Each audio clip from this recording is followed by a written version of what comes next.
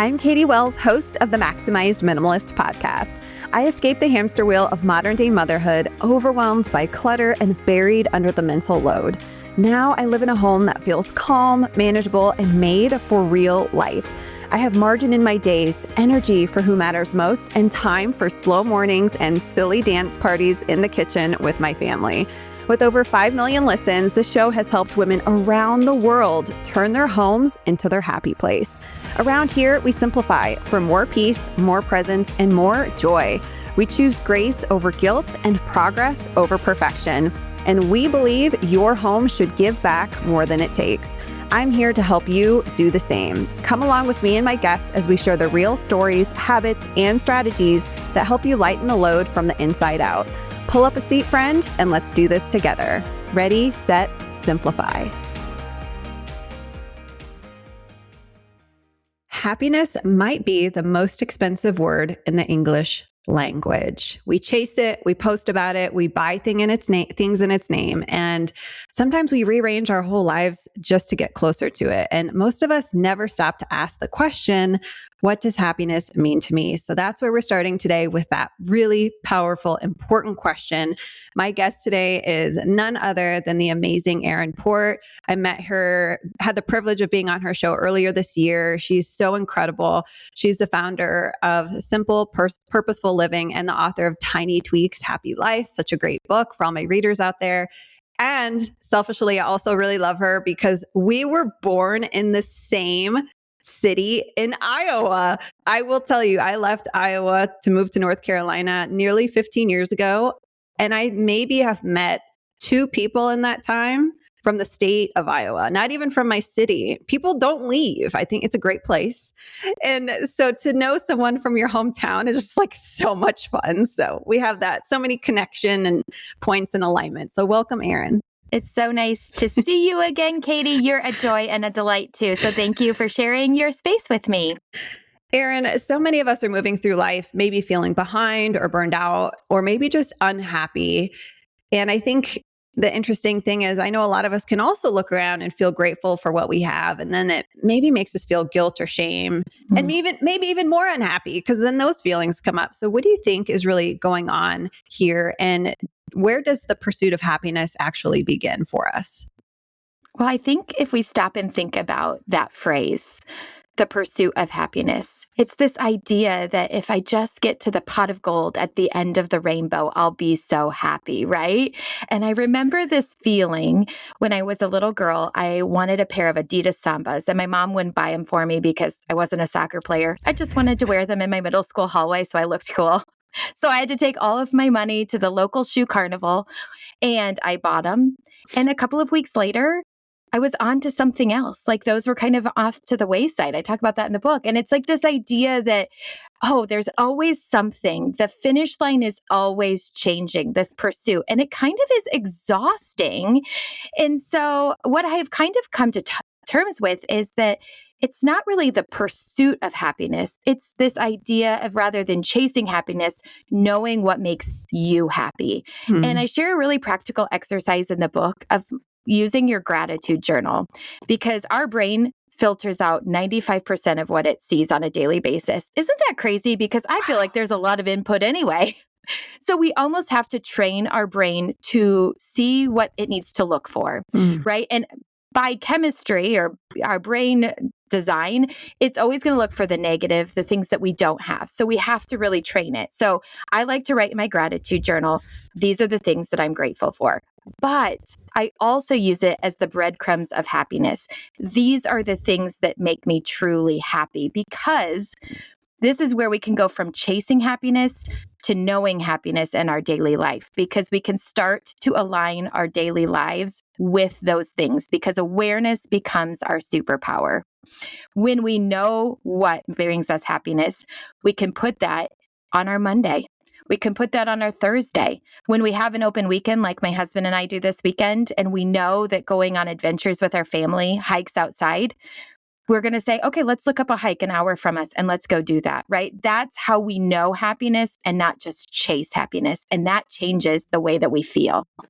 I love that. That's really beautiful. I totally agree. And it's such a good reminder for us. I'm looking at my notes here. Train our brains, just like we might train our muscles when we work out. I totally agree that that neuroplasticity piece of it, and what a amazing gift in the way we were designed. Obviously, our brain focuses on the negative because it's a survival trait. Mm-hmm. So we have to put a little intention into training it to focus on the positive. We don't need, like, our brains aren't wired to keep or make us happy. They're wired for survival. And I love how you bring that aspect to the game. And then I also wrote down knowing versus pursuing. Know what makes you happy. And I think we get, and I'll speak for myself here, depending on what environments we're spending our time in, for better or for worse, we're being influenced to think something will make us happy when maybe it won't. And I think we can be influenced in a lot of really positive ways, from friends, from people online, from traditional influencers, podcasters, whatever. But then it can be easy to get wrapped up into thinking, well, that she looks really happy with that car or that purse or those sambas, which, by the way, I was a soccer player and I had those sambas. And I'm telling you, that's like a core memory unlocked for me, speaking of like happiness, because those shoes were like my world. I had so much fun playing soccer. It made me so happy as a kiddo. And the accessories, those shoes were just a little side benefit. But you're right that the novelty of a lot of the external things that, you know, we tend to purchase or acquire for the sake of happiness, it wears off so quickly. And it's a never ending goalpost. And it's like this never ending exhaustive game hamster wheel we stay on. You wrote about something too, Erin, I loved, called your happiness guideposts. So can you break that down on how we can use those as well? Okay, so I share 4 in the book. Number 1 is community and connection. A recent study came out that said we've never been more connected, but as a society, we've never felt more lonely. And the longest study on human happiness, this gets quoted all the time, but it bears repeating. Yes. The longest study on human happiness says the number 1 predictor of happiness is your connections in life. And it's not how many people, it's actually the depth of that connection. Are you known? Are you seen? Do you know that somebody cares about you, that you're going to show up, right?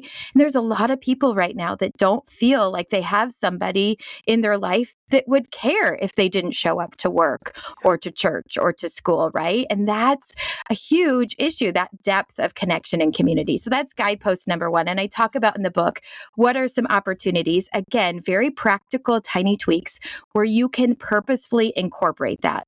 I work from home. And so by Thursday, my social tank is almost on empty. So thanks for talking with me today, Katie. But I purposefully put some time aside in my calendar and I block it, like a rare gem that it is, for friend time. Yeah. And I will text a friend and I'll say, do you want to go out for lunch? Do you want to meet for coffee? Or do you want to walk? And that gives her some time in her schedule too. And I try to do that every single week. That standing date of having something in the calendar makes it easier for us to follow through. Anything that we can do to put a date and a time on something means we're going to follow through. So guidepost number 1, connection and community. Number 2, this one is a little more frou-frou for people, but it's purpose and meaning. Yeah. What you're doing has to have purpose and meaning. This is why when people retire, they kind of feel like they don't have any purpose anymore. Like they don't know what to do with themselves because work has been their purpose. I had the blessing of doing simple, purposeful living for years without making a dime. I didn't see that as a blessing at a time, but now I do because it was so purposeful for me that even if I didn't get paid to do it, it mattered to me because I was able to help people. It doesn't have to be your job. It could be a hobby. It could be a charitable, philanthropic event. It could be something that you just really enjoy doing, but that purpose and meaning. And this is a little harder. So I actually had a couple of questions in the book to get your listeners' ideas flowing for purpose and meaning. But what activities make you lose track of time because you're so engrossed in them? When do you feel most energized and fulfilled? And are there moments in your past, like soccer, where you truly felt proud and content? What were you doing? And so that kind of gives you some idea of like what what were you made for? I'm a Christian. Like, what did God put in your heart that he wants you to share with the world? So that's purpose and meaning. And then the next one is also kind of ruffles some feathers because it's caring for yourself. I'll never forget early on in my mothering career, somebody told me, well, you're supposed to pour from an empty cup. And I believed that Wow. as truth. And so for years, I thought, well, I'm just supposed to run on empty. What I have discovered is when we care for ourselves and we take care of the broken parts of us and we can show up whole to the world, that not only affects us, but that affects the people that we love and we care about. And that ripple effect extends beyond it. So like for me, I started therapy 2 years ago. I thought that was for me. I literally just texted my sister today. Therapy is changing the generations in our family. That ripple effect of caring for ourselves. And it can be as simple as going to bed tonight and getting some sleep. Because I don't know about you, but I'm not very kind when I don't get a lot of sleep. Now, if you have a baby or an aging parent that you're taking care of course. But it's those simple little things of caring for ourselves. But your mood is magnetic. If you're tired and cranky, you're not as happy. And then number 4 is connecting with nature. I have this meme that always goes viral every time I say it. And it says, I'm solar powered. I just needed a little sunshine, right? And everybody can relate to that, right? We are meant to be in touch with nature. That maybe is getting outside and walking. Maybe that's gardening with your hands, going fishing, going for a hike. It looks different ways for different people. And I kind of expound upon that in the book, each of these guideposts, so that people can start to see how this could play out. But these guideposts are the true sources of happiness, not the Samba tennis shoes. It's the soccer that you get to play in the tennis shoes. I'm noticing a pattern through those 4 guideposts, and I love all of those. And I speak to that study. And I remind myself of that study, that Harvard study. It's so profound because, culture and society would tell us, actually, you can buy, it's just a 2-day shipping away. You can buy this and be happy, But what I'm noticing is that a lot of those things create this often relational experience. It's relation to your faith, to God, to nature, to animals, to your charity, to your friend, to your kids, to an experience like soccer or the outdoors, taking a hike. And I think for me, there's nothing better than that. It's really, the old saying goes, it's the simple things in life. Yeah. And the thing is, we have to just constantly remind ourselves because the marketing is going to say, but this will make you happier. This will make you happier. And you almost, like you said, have to remind yourself. That's why I love the gratitude journal and being in touch with myself daily of what brings me happiness, because then I can tell my brain, no, that is not true. That is a lie. This is what makes me happy. Mm-hmm. And I think it's important as we learn that skill is then translated to our kids so that they grow up knowing that this is actually what makes them happy too. That's so true. Speaking to your kind of revelation on how therapy, you went into it thinking, well, this is going to help me, but you're probably recognizing, as I did, well, this is helping my relationship with my husband, with my kids, with my friends, with my mom and dad, and breaking a lot of cycles that maybe I didn't realize needed to be broken. Mm-hmm. And really passing on a more intentional legacy and teaching our kids and modeling this for our kids. Because we can tell our kids all day long, like experiences, not stuff. But then if they see us constantly ordering stuff, it's a little, that friction exists. And then they think, well, she says this, but I'm going to pay attention to her actions.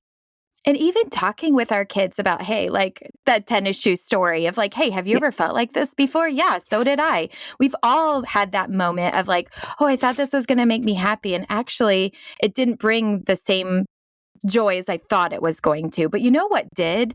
It was hanging out with you and your dad on the back porch playing games. Like that brought me so much happiness. Mm-hmm. What about you?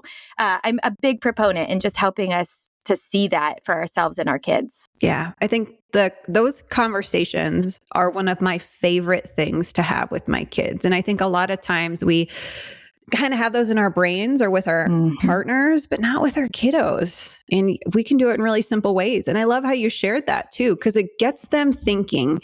And even if it feels like it goes one ear out the other, sometimes I'm like, this isn't getting through. This isn't getting through. And then like 2 years later, I'm like, oh, he gets it. Or he's, it's like planting the seeds.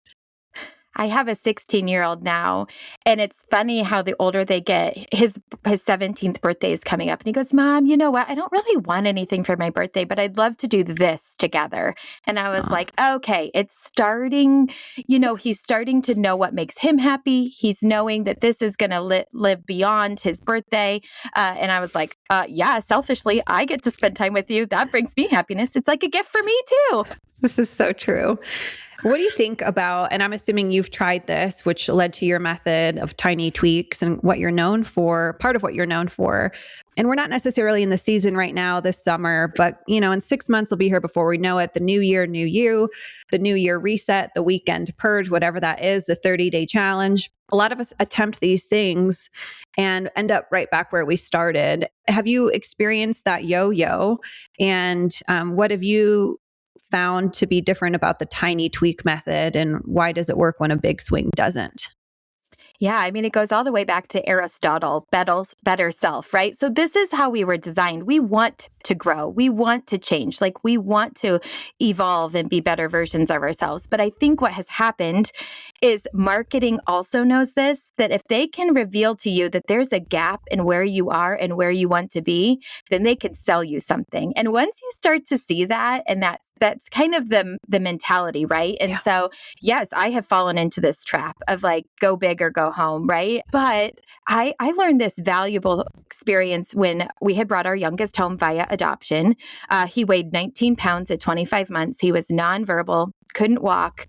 He'd never eaten solid food. And I did not have it in me to go big or go home. Like, I could not solve this problem, right? Like, it was beyond me. There was no big overhaul that was going to solve this. And it was like 6 weeks in, I'd laid him down in the crib after another really hard feeding session. And he went to his nap, and I just collapsed crying. I was like, this is hard. Like, I either need a big overhaul, which I don't have, or I want to escape my life. And that's a scary thought. But I think sometimes we can have that thought and then we feel ashamed. Yes. And it was in that moment that I asked myself, I can't solve this next 6 months. I don't have a big solution, but what can I do right now? What do I need right now? And I hadn't asked myself that question in well over 6 weeks. And sometimes when we get in that mindset, we just have to ask ourselves, like, okay, the big overhaul is not what I need. My brain wants it because everything is out of my control. And if I can get a big win, I'm going to be so much happier. But then I probably won't do it. And then that's going to give evidence to my brain that yet again, she couldn't follow through.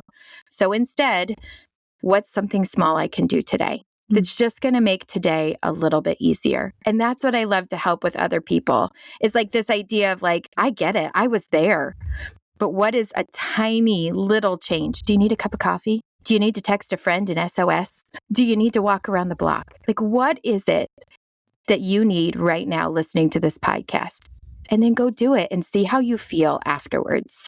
I think that's such great advice. And I think of something I've struggled with in years past, and I've certainly gotten a lot better. But for the woman who resonates with what I'm going to say, I think this is big. And I really love to hear your take on this. After answering those questions, those really beautiful questions, reflective questions earlier, think back to a time, what was I doing when I felt my most happiness? How can I incorporate more of that into my life? And maybe it's like baking. That's not it for me at all. I'm not a baker. But let's say someone out there is like, oh, I really want to bake with my kids. But then they look around their kitchen and go, oh, it's so disorganized. I'll wait to bake until I get to the finish line and get my kitchen organized. Or I'll wait to do X, Y, and Z until this is done because I need to delay joy because it needs to look a certain way before I invest time in that. Is that something you've struggled with? Or I'm curious what your advice is. Yes, I am a recovering perfectionist. I had some great bangs in the 90s, but yes, here's the thing that I go back to and I tell myself often, do not let great be the enemy of good enough. As women, we want to be perfect at everything we do. And as a recovering perfectionist, I have realized how much I have missed out on because the circumstances needed to be all or nothing or just right. Yeah. And I have a famous phrase in my community that some is better than none. So to the woman who wants to bake with her kids, put it on your calendar. put it on your to-do list, and just do the darn thing. And then you're going to teach your kids how to wash the dishes and help you. And that's part of the process, right? And then see how you feel afterwards. I always tell people, pay attention to how you feel after. When you do the thing, sometimes you're going to have to force yourself to do the thing and like just ignore the mess. And then ask yourself, how did I feel after? Was that worth it? And then evaluate that and then take that to the next thing. Okay, actually, that was fun and I survived. And you know what? My house isn't any dirtier than it was before. Maybe I should do that again. So I always say, don't let great be the enemy of good enough, and then put it on your calendar and do the thing that makes you happy. Because I always say, we aren't just living functional lives. I want you to live a fulfilled life. And this is not a dress rehearsal. I lost somebody I cared about at a really young age, and she left behind a 1 and a 3-year-old. And I remember from that moment on thinking, none of us knows the number of days that we have. I don't want to miss out on some really good memories because the conditions weren't right. And that might be morbid and heavy for this podcast, but I don't know. I just think that that's something that needs to be said.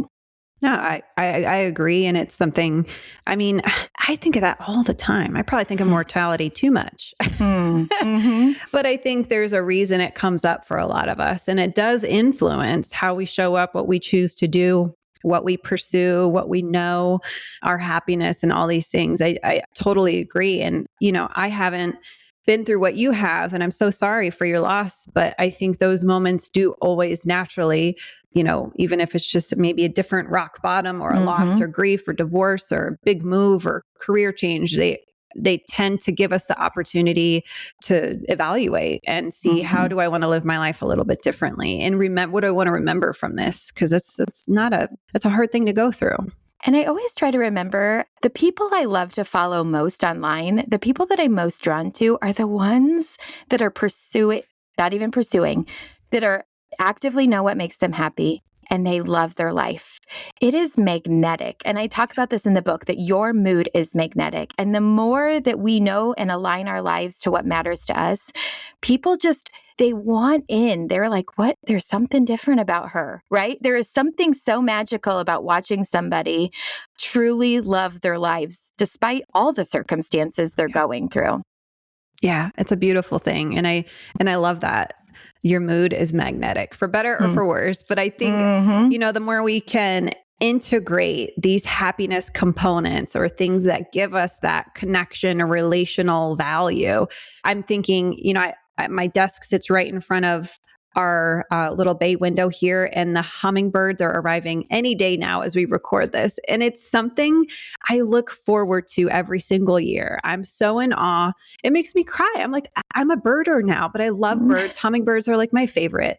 And just to see them throughout my day flutter by and like get the little food I made. I'm like obsessed with their sugar water. I'm like, I hope I have the best in town.